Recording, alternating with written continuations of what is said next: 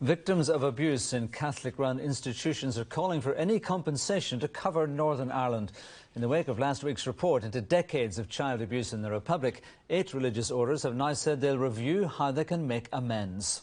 But the abuse didn't stop at the border. Brian and Deirdre O'Donoghue, who are brother and sister, were in care homes in Belfast and County Down in the 1960s. For the first time, they have spoken publicly about what they suffered. You may find what they say upsetting. The reporter is Chris Page. Brian and Deirdre O'Donoghue were abandoned in Limerick in 1956.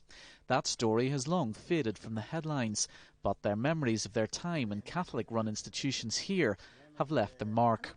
After some years in Northern Ireland, they moved to England in their teens. The abuse they suffered has had a lifelong effect. There was the sexual abuse, which you found that there were certain brothers that you avoided, that you kept away from them because you knew it happened. The first time I spoke about it, I was 50, thereabouts, and it came out in the counselling. And the first thing I said was, well, you know, yes, I was abused, but it wasn't serious. And then I pulled myself up straight away and thought, well, wait a minute, any abuse is serious. But I was putting it in comparison with some of the boys who had literally been raped. This happened during 2.5 years Brian spent here at Rubane House in Kirkcudbright in County Down. Back then, it was run by the De La Salle brothers.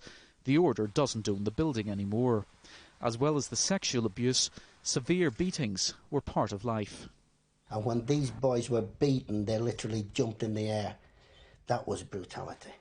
And the brother that was beating them was putting so much into it that he had sweat running down his face. Memories of physical abuse are also vivid in Deirdre's mind. She lived at Nazareth House in South Belfast between 1959 and 1967. She remembers a punishment she was given for taking a bath at the wrong time. A nun came charging into the bathroom full of rage. Well, to be honest, I thought I was going to drown in that bath.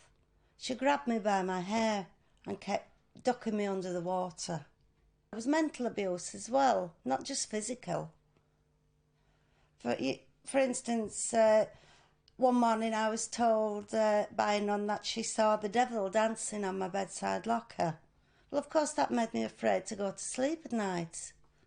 The Sisters of Nazareth ran Nazareth House. No one from the order was available for comments. The De La Salle order has told BBC Newsline it regrets any abuse suffered by anyone under its care. People who suffered abuse in the Republic have been able to apply to a redress board for compensation. Brian and Deirdre O'Donoghue say there should be a similar arrangement for Northern Ireland. People are afraid of bringing it out in the open. People are afraid of shame. We have nothing to be ashamed of. No, it wasn't our fault. We have absolutely nothing to be ashamed of. So we will get out there and do something about this ourselves if we have to. And we will support anybody else that does. And they say they've spoken out in the hope that other victims of abuse will do the same. Chris Page, BBC Newsline. Still to come on the programme.